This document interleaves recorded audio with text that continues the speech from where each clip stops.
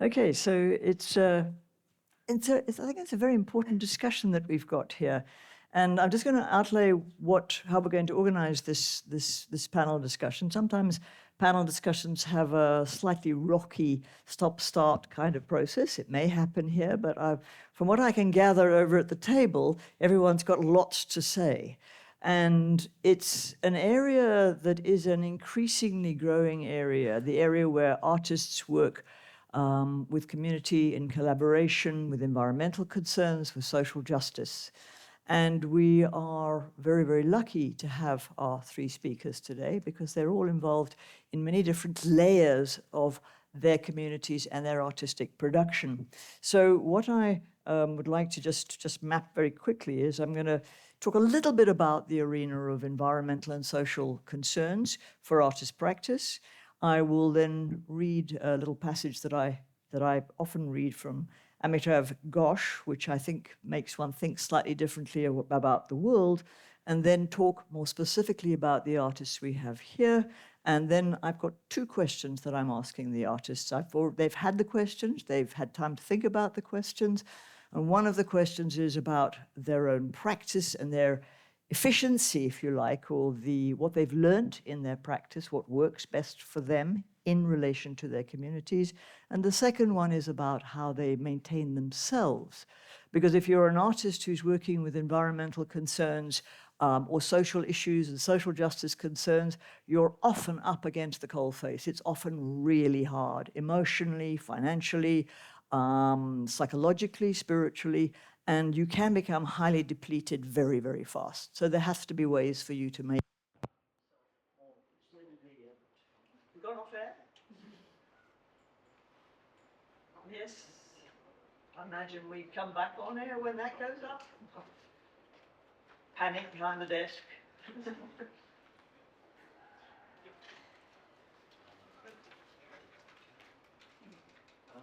I could go back to the old-fashioned projection method.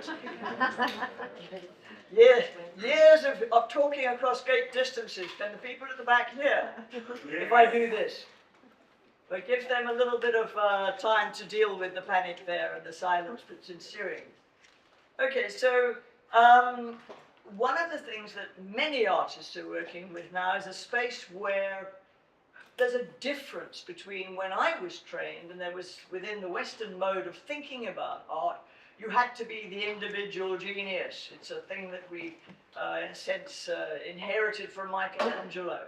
And that meant you were probably male, you were probably white, and you had something that made you utterly singular. That's an outdated model, and it's an outdated model because it doesn't function effectively in our world. We need to embrace our communities. We need to embrace our world. We need to embrace the world beyond human, multi-species world. We need to understand that we are entangled, and artists are very often the people who are helping spread complex messages about the relationships across species, plant, animal, and so forth, and making it more of an understanding that we live in a vibrant world, and that if we are going to survive, bearing in mind that we are in a world of the sixth extinction, so our globe has gone through 6 of them, or 5 of them before, but this, obviously involves us. And what we don't seem to understand is that if we unpick our world and only focus on us, the us won't survive. And so the social justice aspect, the conversations across boundaries are the kinds of things that artists are engaged with. So they're collaborative, they're community-based, they're about social consciousness. For instance, South Africa, this last year in the Venice Biennale, Portia Malaki, the South African showing, was called Quiet Ground. And it was about the relationship between plant, place, and people. And that conversation, and it is conversational, and hopefully we'll have a conversation here which will run, is about connection.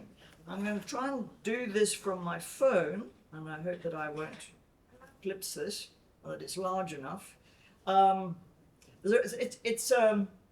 It's It's a kind of moment of when you say, hello, children, we're going to read a little bit now. Sit back and listen to that read.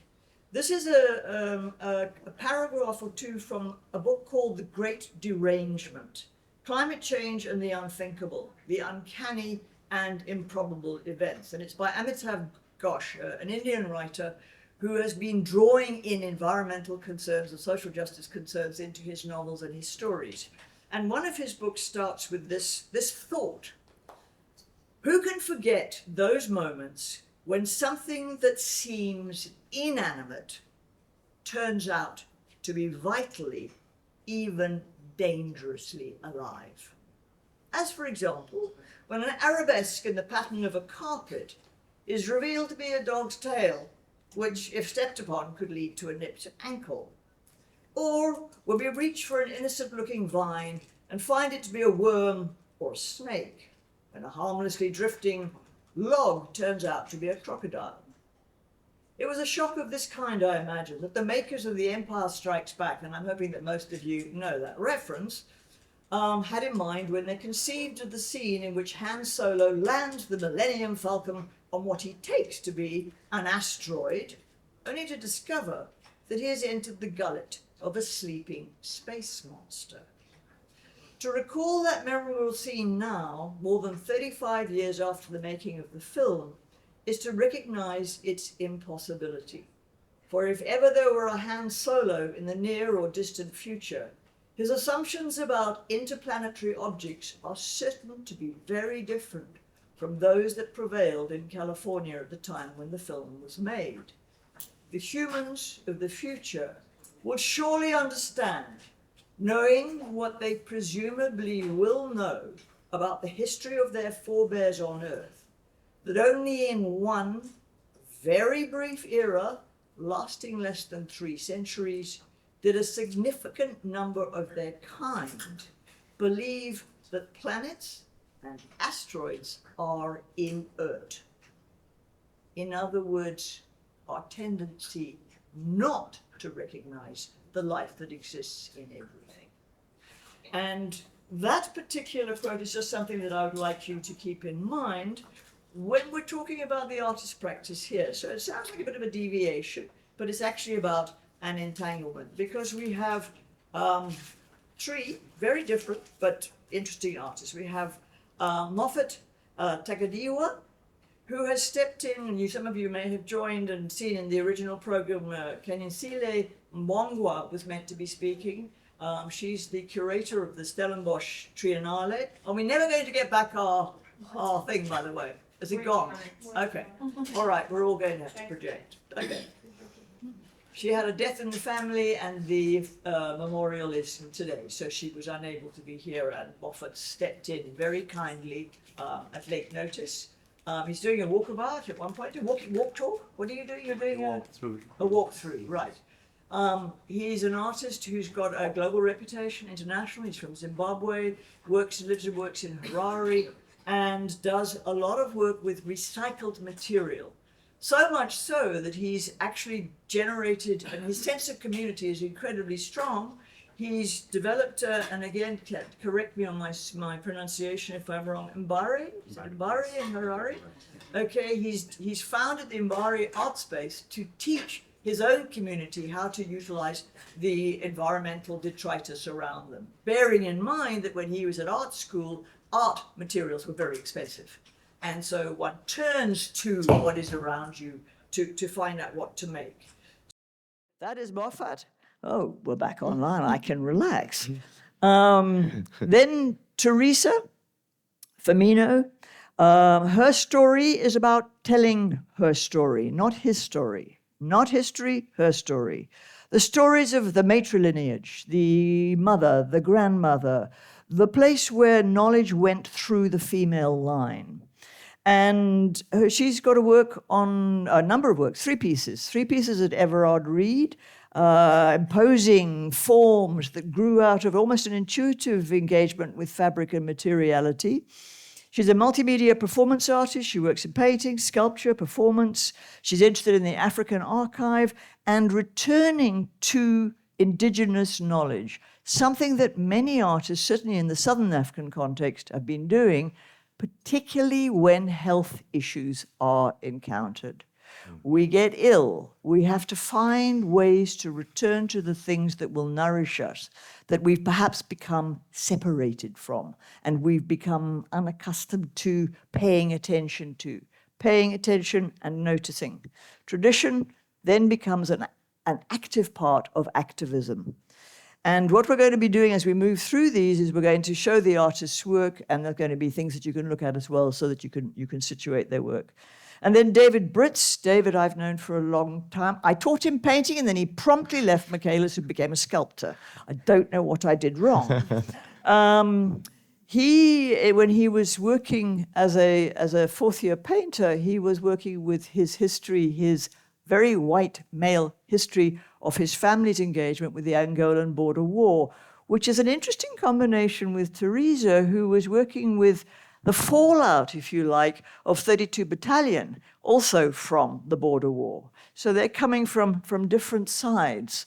And David has been working in a number of social justice projects. He worked at the Rupert Foundation Social Impact Prize in 2020 with a project that had a very poetic title, Tears Become Rain. During the drought in Graaff-Reinet, he was working with choirs that were singing, and he made this video, and how it's again about community strength.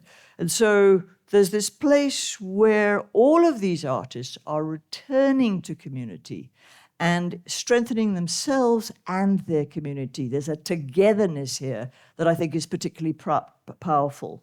So I would like to turn the floor over to Moffat, if I may. A little flaw here in my, but still Moffat in 30 seconds. What I did was I asked the artists to work with two questions. The first question, and it may well bear repeating for you, the audience. The question ran as follows, a little bit art speak, but I still think it works.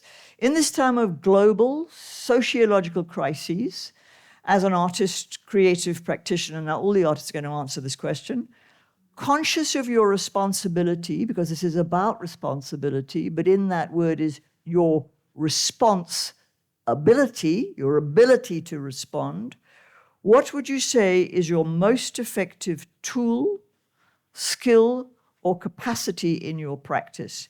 The thing that most affects an impact on, with, or for others to help create socially just and ecologically hopeful futures for our multi-species world. Simple language, can you highlight your specific concerns and what you've learned from your practice and what you can give?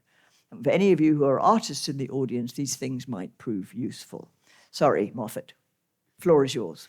In answer. Thank you. Thank you very much for the introduction. I hope you can hear me. Okay. Maybe starting from how he introduced me, I'm still a young person. And sometimes when we are working with communities, we think we are teaching the communities, but I feel like I'm there to learn. We learn from the communities we work with. My project, Mbare Art Space, is in the center of a community, of a township in Zimbabwe, in Harare. And with my project, we learn from the community, and I believe everything which we need to know, all the questions we might ask, the answers are there, and the answers are always close to us. So I use peripheral knowledge in my work as a way of research against maybe global north knowledges, or rather I say I don't believe in knowledge coming from one side and us being only in the receiving end of knowledge. But knowledge can be created from any place. Knowledge is not limited to a geography. So I am there to learn. Mbare, I see it as a hotspot for reuse, a repurposing of materials. And these are embedded in African cultures. People reuse, people have various ways of finding another use for an object. And African bodies also are known to carry a lot of information beyond just thinking of libraries. And maybe with the question you're asking, maybe the problems which I can pick. The first problem I can pick is the residue of colonialism. My work speaks a lot about that. And I look back into history. I try to pick it in the way we live, especially in Harare, in Zimbabwe. And my work speaks a lot about it. Can we see some images? That's the image of the Mbare Art Space, the project I have in Harare, in Zimbabwe. Yeah. So maybe I give others a chance. You've got some more of the images there, yes? Do you? One of my works, I use toothbrush bristles on this one, the bluish you see, and computer keys to make that work. It speaks of witchcraft, rethinking power. That's one of the works from my Venice Biennale project. I used also toothbrush keys, residue from money from Zimbabwe, decommissioned banknotes and things like that. Also from my show, the biggest show I did in Zimbabwe, with different also materials which I use. And I would say in my current board of work, which I'm making for the Sao Paulo Biennale, I'm referencing Noah's Ark as an object which marked a time which we are in today, where we feel like we are going toward the end, and how do we think of the future? And it gives us a scenario where they had to leave everything to start afresh. I think we are going towards that, where we'll have to do away with everything and start afresh. We seem to be in an extraordinary crisis moment, and what many people are calling end times. And if we are to survive these times, we have to find new ways of doing and new ways of being. So, Teresa, can I turn to you to perhaps try at least to initiate this responses about what are the things that you've learned and what are the things that you found most useful in giving and contributing to your community?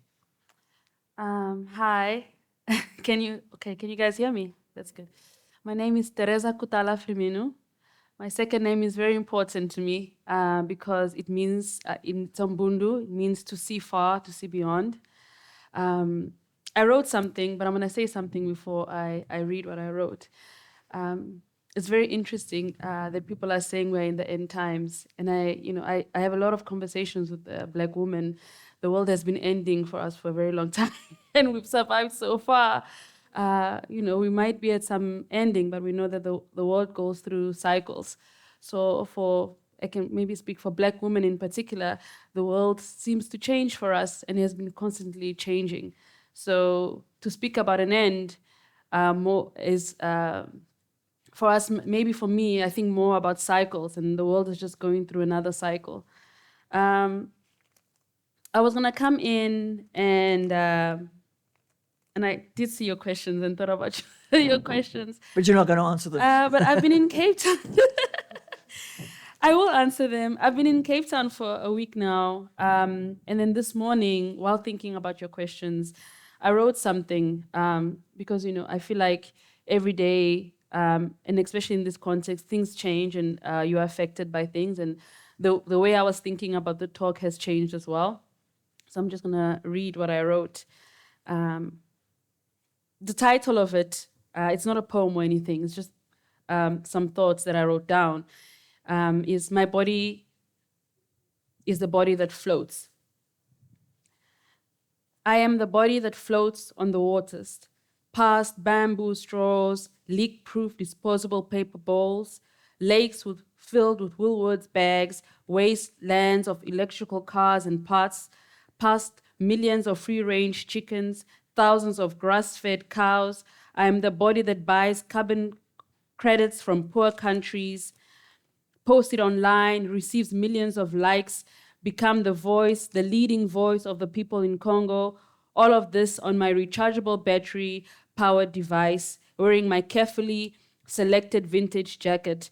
I am the body that polices. Pick that up, engage with this, cancel this person, consume that product, protect this and that, while sitting at Conscious Cafe in a city run by people who create borders that I voted for. I am the body that floats, led by trends and currency. I am that person. I am that person that floats on the muddy waters. Go into yourself. I am the body that floats. So I wrote this morning because I was just thinking about, because I was going to come in and speak about my practice and speak about how I went through a whole transition, because I had like a really big health scare 2 years ago where I got like preeclampsia, which is like high blood pressure during pregnancy. And I had to have like a very early birth. And, you know, I had to kind of go back into myself and really look at this thing that we do, this thing of, you know, I use bamboo straws and I post about what's happening in Gaza, and, you know, I only eat free-range chicken, whatever that is. And then after giving birth, I had to go back to my family, and my mother became my doula. And having to, you know, because like you go to art school, you're exposed to certain cities and to certain conversations, and you think that you know better. You almost seem like, I know about all these things. These are the, you know, the people that I've left behind. What do they know about sustainability and the environment? And having to learn that these women live this is not a lifestyle, right? This is something they live with every day. This is and they've passed those knowledge on to us. But, you know, but we, I think, I'll give an example, like the women in my family, and I think most Black families, constantly recycle plastic, constantly. It's, you know, the plastic bag that you get from ShopRite ends up in a bin, ends up holding some storage, ends up, but we like, you know, I think in my mind, that came from a place of lack, because she cannot afford a certain thing, so she uses a thing. But then I fail to understand that they understand what these things are doing to the environment. They understand how it's not only affecting the environment and the turtles, but also affecting themselves and their health, and having to go back home and being like retaught those things, that as a woman, your environment definitely affects you. Even going through this process of buying land and having to realize that, okay, my body cannot stand certain pesticides, so now I need to plant myself. I can't go into some market with some label that says they are conscious, we don't even know if they are, and trust that process. And then also how that in turn has completely changed or has enriched my practice in a way. I think after doing The Owners of the Earth, which was a 4-part series exhibitions, where I went into trauma and healing, and almost like the surface part of trauma and healing and the process that I went through. And then the new project that I'm beginning now of looking at how this woman, and because I'm like, you know, people speak about tradition and indigenous. These are very much westernized women. They are working women.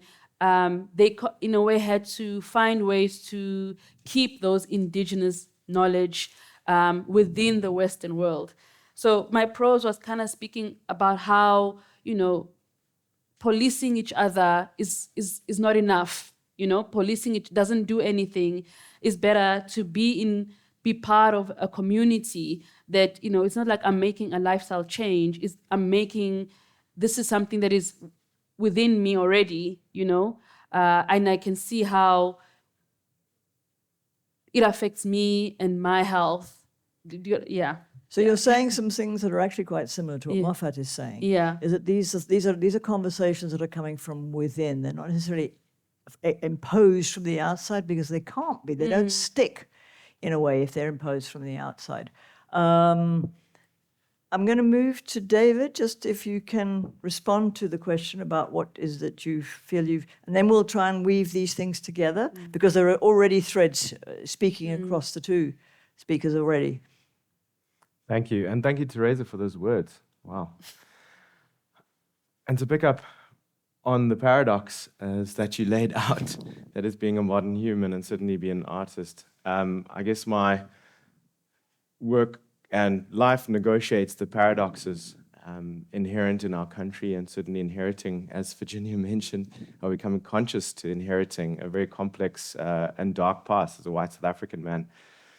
I guess looking back, my art has run many tributaries and has changed form over time.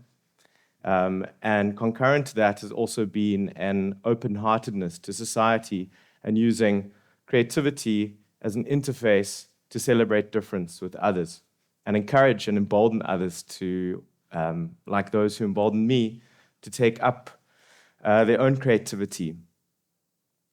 The big-heartedness, I guess, comes from this environment and time of growing up and having gone to school in 1994, where reconciliation certainly was the spirit of the time.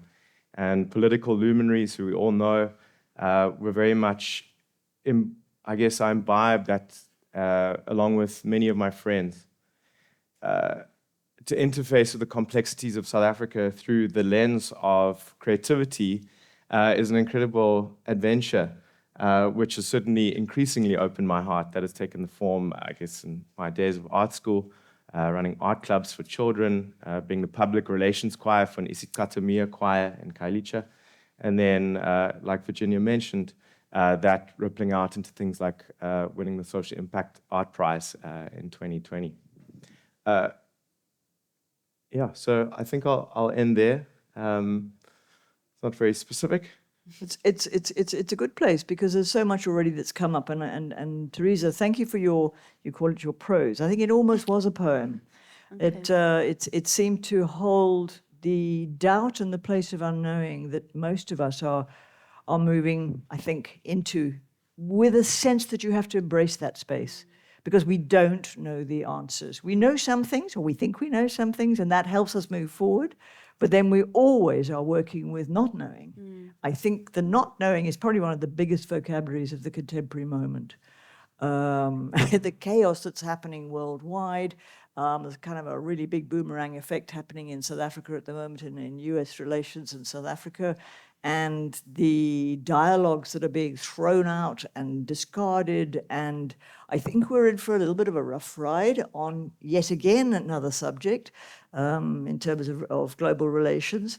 So one of the key things seems to be how to generate an enthusiasm for life, how to keep this vitality going, and to make sense, if we can, of what's happening to us, which speaks to what you were thinking about, I think, in relation to the questions. Like, you can't police other people and say, this is right, this is wrong. It's a mutable game, in a sense. So what I did ask, I don't know if I can open my phone again, these things disappear. The second question, which was a shorter question, and then, in a sense, a more direct question, to the group, was this one: in times of despair, what in your own practice helps you sustain your energy? What keeps you going? So, Moffat? Yes, that's also a tough question. But for me, what keeps me going is to see maybe the impact which my work have on my community, because my studio and my project space is located in the peripherals of a community, which means they have access not just to my work, but to my thinking, which is very important to me. Unlike where I used to have my studio in a very affluent neighborhood, and my work would just be bought in Europe, in the US, and they just go. And people seem not to have access. But now I think I feel better because people have access to what I think I'm communicating and my thinking process. And I think through that I can affect. You bring up an interesting point there. There's often, certainly in the Western art world, the kind of statuses of what constitutes success. Have you sold? You know, where are you exhibiting? And the anxiety that generates in artists, you know, if you don't sell, if you're not on the art fair, if you, all of these things, there's been some interesting research on what in fact actually gives artists a sense of doing what they ought to be doing with their lives, with their life energy. And criteria for success can be very wide, not just have you sold or where are you exhibiting, but did you have a good conversation? And who did you have that conversation with? And did it make a difference? And those are living art practices, not predicated on a capitalist system that gives you gold stars for being in certain places and getting certain things at certain times. And the life energy often generated by that is often much, we certainly need money to survive, but it's a different kind of currency, if you like, within the being. Teresa, would you like to respond? I'll answer your question first. Okay. What definitely sustains me is definitely my community, and the as I said, the women of my family. They might say I'm a bit obsessed with them, but I was like almost in the past few years I was almost initiated into their tribe, and not in this traditional it's almost like, you know, I began to understand them more. So we are connected in ways, and I you know, because you know, growing up as a little girl, especially someone that aspires to be an artist, you almost see the woman in your, particularly the women in my family that grew up in the military, and you know, most of them spent their lives taking care of the men in their family. So I was very rebellious when I was young, because I'm like, why must I take care of these men? It's a good question.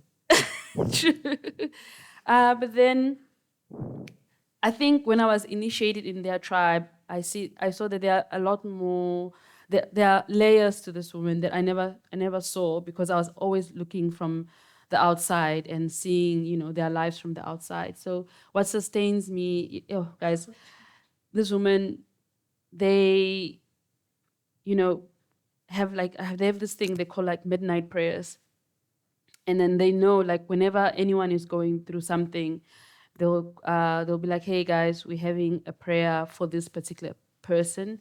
And then sometimes do like a video call, and then they just pour into you and they bless you. And it's life-changing, basically. It's really life-changing. So those are the people my community is the one that sustains me. And, you know, that one Black woman in the group is a matriarch of multiple communities, from her children to her family to her colleagues, like, because they think the way they do, right? Their community is not only the woman in the family, they, you know, everybody around them speaks about them in a similar way. So my community is a lot bigger than just the woman in my family. So those are the people that sustain me. In terms of, I think we spoke a little bit when we were standing there about, or maybe in one of the bios you spoke about how, you know, in art school, a lot of poor Black students end up using found materials to kind of make work, and because art materials is very expensive, and we have questions about, okay, and you know, what is success and all kinds of things. So I'm part of a residency called the Blessing of Any Art Prize, and we kind of like help young artists to kind of get their footing into the art industry. And I I am the mentor that speaks about the business side of art. And making young Black artists understand that they are a business, and they should be able to sustain, if they're going to make a choice of becoming art practitioners, they should be able to sustain themselves in the art. And, you know, and I'm also a person that speaks to people that have success in the art, to be like, open up. Yes, a conversation can take you a long way, but open up your spaces, open up your programs, give us funding, you know, to help us to basically put food on the table. Yeah, I'm going to interrupt you there, because one of the things that you also do, and it came out in a conversation prior to this panel, we were talking about how maybe in the past the idea was that an artist, what you produced was what you produced in your studio, and then you had your exhibition and so forth. But I think that's a very outmoded notion now, that artists live. Being an artist is a 24-hour job. You never stop it. You're always sleeping it, eating it, dreaming it, and so on. And so in this conversation, I mean, I discovered that you're also a farmer, and that you, hence you might have seen one of the images with the field, and that is it Morogo? Is that how I pronounce it? So in South Africa it's known as Morogo, but you know, in Angola we call it Mutete. So this program that I'm doing, so my grandmother collects seeds, and she has seeds from the 1950s, 1970s. Heritage seeds. Heritage seeds, and I recently bought a piece of land, and I've asked her for some of her seeds. So in a way, like also making sure like some indigenous vegetables, because like I think there's a whole thing now of GMO seeds in the government, and if you're going to do like large scale farming, you have to buy seeds from the government. And Monsanto as well. Yeah, so like my family, you know, these seeds are kind of passed down from generation to generation. So it's my turn now to keep those seeds. Well, that becomes quite a radical act as well, because Monsanto and the large chemical industries and so forth are often now banning the use of heritage seeds. They're stopping farmers in countries like Kenya and various other places from actually using those. They're making it illegal to use those heritage seeds. A highly complicated geopolitical stuff that's going on in conversation with governments that are clearly enjoying the funding that's coming from such big companies. I'm going to hold it there and just then ask David, in terms of what sustains you. You talked about open-heartedness earlier, which is often a place of huge energy. But in your own practice, what is it that you use, that you draw upon to sustain you as a practitioner?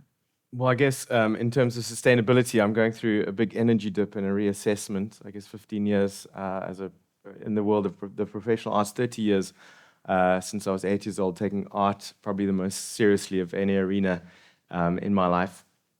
And I'm just kind of climbing the hill of that history and taking in the long view. And that is harrowing. I think I'm not religious, but South African gospel music is getting me through every day in my car. So nurturing the spirit and the heart space. Like Virginia said, being an artist is a 24/7 job. And I think at the moment, in this week, I'm taking heart from my peers who have walked the road. It's a multi-generational, intergenerational peer group who has studied one another, studied with one another, mentored one another. And we're all fans and also supporters of one another's projects. Also, art is, generally speaking, a solo sport. And in this time, we get to commune with one another and I guess be honest about some of the travails that occur in a life in communion with the creative and creativity. Very practically, I had an amazing conversation with a friend late night at a bar, and he said, Dave, everybody goes through this at a certain time, and it's okay to take a creative break and decouple from the extraordinary machine and the industrialization of art that something like this art fair represents. And obviously it's commerciality that affords these kind of forums, which is incredible. And it has an effect of, I guess, certainly for me, of all sorts of other questions that are different to just the purity of following the creative impulse. So I'll leave it there. Thank you. I think that one of the things that struck me after COVID or during COVID was how many people said to me, art got me through. I was really struck by it. And it didn't matter whether they were consumers of art, though many people became makers of art in the COVID period. It's what is it that inherent, it's part of the human makeup. There was a very interesting book written in the 80s called Homo Aestheticus, which wrote about the fact that every human being's, the creative capacity with every human being is part of what is the engine of vitality. It's not the cherry on the top. It's not the thing that you must put aside until you can afford it. It is something that is absolutely integral to the way we engage life, and that the creative practice, which might occur in any number of different ways. And here you've got 3 practitioners who are working with their communities, often with the materialities of their spaces. And I know I've been given a little flash that says we're running out of time. So the audience also has an opportunity now if you'd like to ask questions of the practitioners. Otherwise, we will carry on talking. Are there any hands up of people, maybe you know some of the artists? We've shown you a few images, but I don't think we've shown all the images. That's one of David's sculptures. His grandfather was a snake catcher. And he works with this seems to have come down through the genes. Works with very high technology materials. That's the video. I don't know what that is. What's that? This is the Social Impact Art Prize. So very similar to Moffat's work, is working with, well, this project was about working with the community to tell their own stories and creating a platform for, I guess, certainly stepping back and allowing people to sing for rain and, I guess, constructing or co-creating a piece of art, community-centric piece of art with them. Of course, singing for rain is a very, very, very ancient practice. And we often forget these rhythms and resonances and communications with the world. And this is my work with the Ramper project space in Pardon Island, which we've sort of lopped onto a multidisciplinary design studio. This is a make-build program that we did in collaboration, I did in collaboration with an architecture practice called The Mark. My collaborator, Max Melville, is in the audience. And this is a workshop where we were experimenting with sustainable methods of co-creating architecture, and specifically with the lens of making something with love. Can you, like the mother who's caring for the sick child, imbuing love in the chicken soup, can you imbue architecture and certainly the process of co-building architecture with the ingredients of love? I think one of the things that is definitely coming out in contemporary practice is that, like, maybe 20 years ago when artists were interested in environmental concerns, there was often a sense that the environment was separate from everything else. You were into conservation and then you took the human out of it. I think all these practices here that are being indicated is that this is a very entangled space. It's human, it's to do with the environment, it's complex, and it's constantly growing. So are there other questions? Can we have some questions from the audience? Anybody piqued for something that they want to know about what the artists do? Or yes, there's a hand up there. Can we? If you can keep the questions short, and then we can. Okay. And also, if you want to direct your question to someone in particular. Okay. Hi. I don't know anyone here. I was just curious about the talk, so I might ask a question, and it might be irrelevant, but yeah. But this one's for you. So I wrote down, I assume you get a lot of your information and techniques from your community. So do you ever change like your style or your work ethic based on people's opinions? Because if there's people coming in, then they would sort of talk about the arts and say, maybe, why don't you do something a certain way? Or do you stick to how you do things and your point of view on how you want to create and express yourself? And then a second one, if that's okay. No, one question, because there's quite a lot in there, and I can see that the mic is being ready to be raised. Thank you for the question. If I understood you very, very well or very correct, in my practice, I work with many hands. It's not just me who makes the work. So I include also members of the community, people from the community, to come and help me fabricate the work, look for the materials, because the materials I use, I find them in different dumping sites. It's many people, more than 30 people who look for the materials. I have more than 20 people who work in my studio every day. So it's a collective voice. The community, the people who work, can put their own touch. It's not just what I want, but I give them certain freedom in what they can do. I direct the process. So I have certain guidelines which I give them, and we kind of work together with the people I work with. Yeah. Yes, question.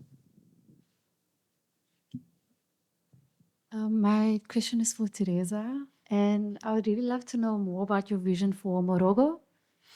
You could explain. Vision for Morogo, Yes. the plant. Yes. Okay. So I think right now I'm in the process. So I planted it, and I'm in the process of making more seeds. So if you want seeds, you can come to me. I'll give seeds. So what usually happens is my grandmother has taught me how to like cut them, and then like cook them and then dry them. So I probably have a supply for the next 2 years, and I'll keep the seeds. So I don't have to replant them in the next season. Maybe the next season I'll plant something else.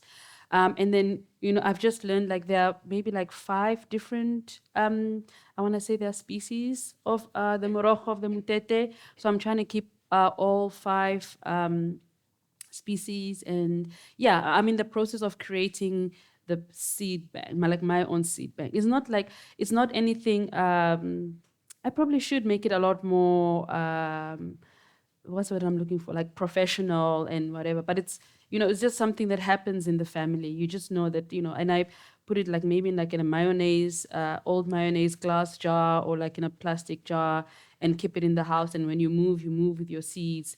Like she's been moving with the seeds because, she was displaced in Angola. So she moved from, David will know, from Angola to the border to Namibia all the way into South Africa. So she has kept these seeds for a very long time, and I hope to do the same, for the generations to come, to know that these things are important, And also, as you spoke about, people trying to make it illegal and all kinds of things. So I'm not planning to farm them like large scale, but I'm trying to keep it, within the family, and we'll see how it goes.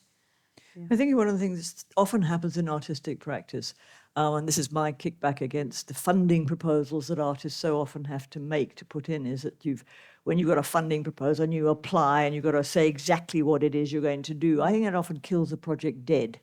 What often happens is that projects are generated by the things that happen incidentally in one's life, in a sense, until you begin to realize that they're really important. And they've got their own energy, and they take their own form by the demands of whatever it is that happens. So the idea of carrying seed, nurturing seed, caring for seed in the face of war is actually a huge idea. And it may well take a greater part of your practice, or it may simply be held by you, and as an artist, that is the work. So, yes. My question's around value, and I'm curious to know from the panelists. Dave mentioned that art is often conceived or exists as a solo sport, but you're all speaking about community practice as like a process along the way. And I'm wondering if you can speak a bit about what you experience as individual practices in terms of like the value of working with people, whether it's like a studio team or collaborators. And then do you also think that this can translate to value in the art ecosystem, whether you're showing in a gallery or at a fair? That this involvement of many hands can also increase value of artworks or create interest, etc., etc. You wanted, Moffat, you wanted to do that. Yes, do it. Yeah, thank you for the question. We can see it through different angles. because there's value in returning value to communities, because sometimes we make by taking from these communities, because what we make, the ideas we come from, we take ideas from these communities, and sometimes we make money with these ideas, and we need to find a way in which we can return value to the communities. So with my practice, I think I return value. I return not just money, but through even the narrative of the work itself, we are digging through the trash. We are giving value to the trash, to what I use. And the trash is bought in the West. And what returns to us is money, which I return to the people who were digging in the trash. So it creates also a narrative of its own. But I hope if this can make sense. There's this kind of reference of an art ecology that you were kind of speaking to. It's the notions of what is value. It's not just a singular thing, as in money, that currency takes on different forms, different values. And I think, given that this is under the auspices of the art fair, and there's an awful lot of money going on around up there, that these are sub-currencies that are absolutely vital for the health of artists and communities. So it's a good question. Any other response from David? Okay, Teresa?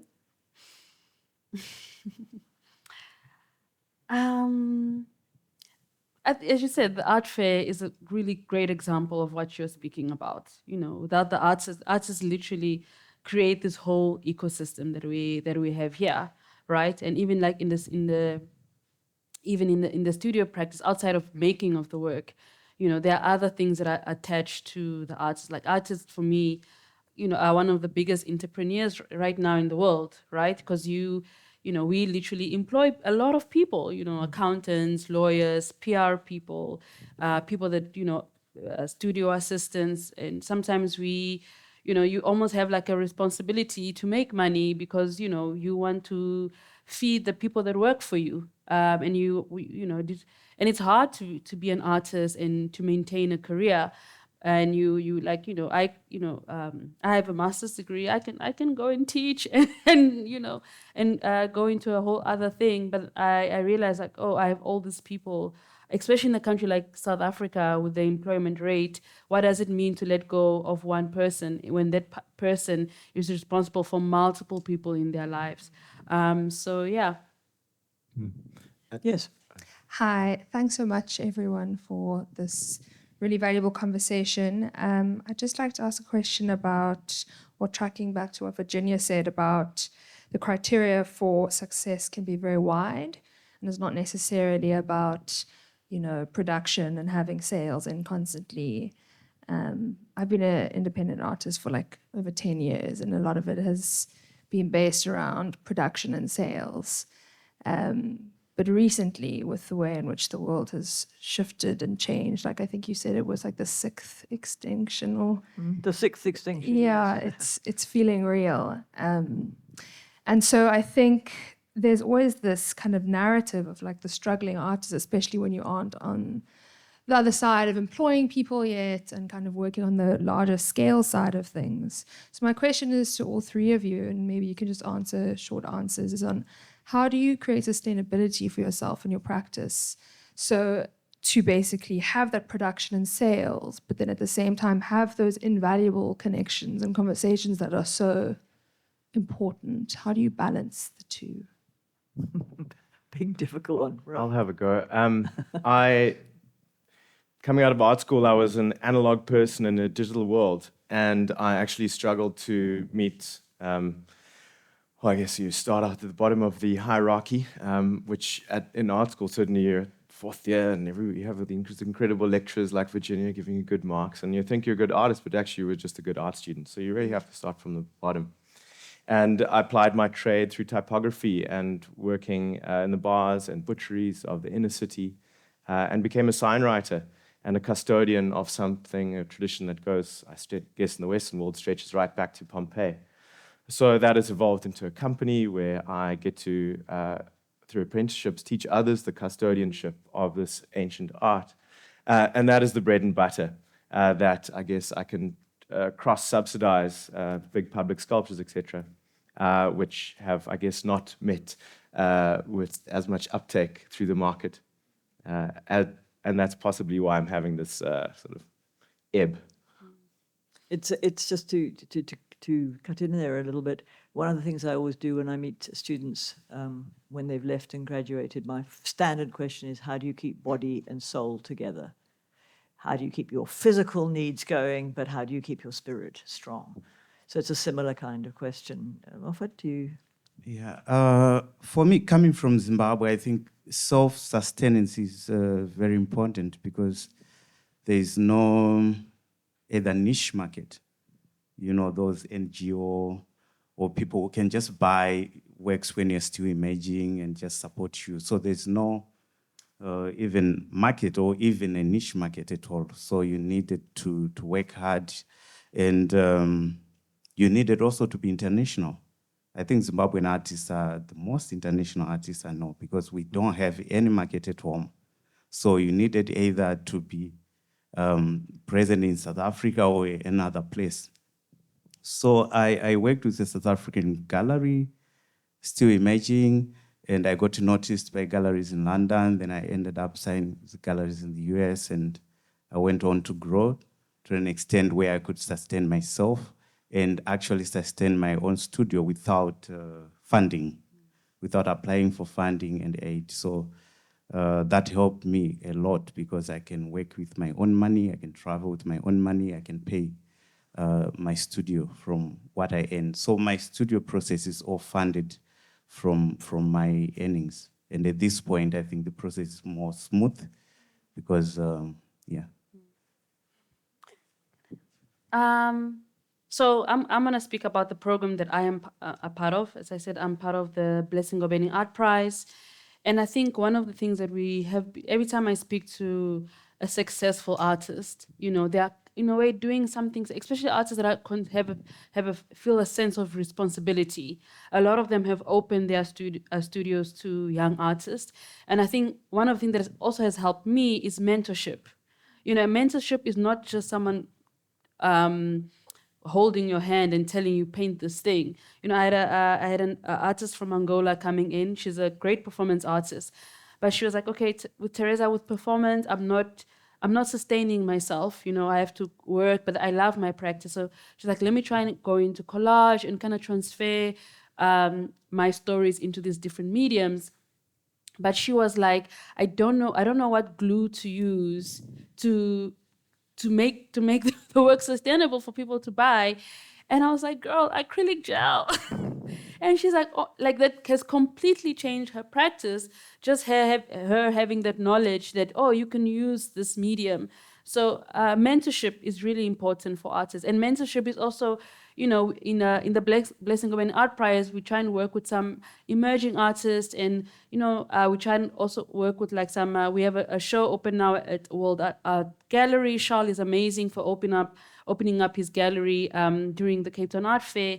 You know, there are artists that, you know, a gallerist will walk in, look at their work, and like, I'm actually looking for an artist working in charcoal, and I'd like to show them at this other fair, you know. So artists, we are opening our spaces. So we've been asking for corporates, we've been asking for galleries and museums. You know, it's great to work with a really big artist, and we want to see their work, but also open up your spaces for younger artists, for the next generation of artists. And this is what we are about at BNEP, about helping, especially in South Africa, in the crisis of, yes, you know, success can be multiple things, but we want artists to sustain themselves and to eat. Like COVID was very, very hard for young artists. You know, how do you maintain a studio in the city? Some of them had to pay rent with artworks, which is crazy. You know, you want them to, you know, and then the next year you're expected to be all smiles and happy in the Joburg Art Fair, you know. So we have, you know, even within the art industry, there needs to be a community that thinks beyond just like how much money can I make from this person, but thinking about, okay, I might not be here in 10 years' time, but I would love this artist to continue this ecosystem. So yeah. So all three of you are actually contributing very strongly by giving back to your communities and to share. And I think it's actually a long tradition in the artistic practice. We've actually run out of time now. So I think it's rather lovely that we're left with the field as the last image on the screen. Thank you, people, for coming and listening and participating and asking questions. And thank you for the artists for being here and for what you do in the world and with your communities. This is a vital practice, and by that I mean it's a living one. So thank you, everybody. And one more thing, sorry, one more thing. Yes, okay, one more thing. In the spirit of helping others, so I just released my book catalog for the owners of the earth. I think I'm very late, so I have a book signing at the Everard Reed booth. Please come and let's talk and engage, and hopefully, buy a book. And yeah. Okay, Everard Reed stand then. Okay, what time is that signing? It's supposed to be happening now. I'm late. Oh, you better go. You better run, and maybe Smothy will run after you. Thank you. Thanks.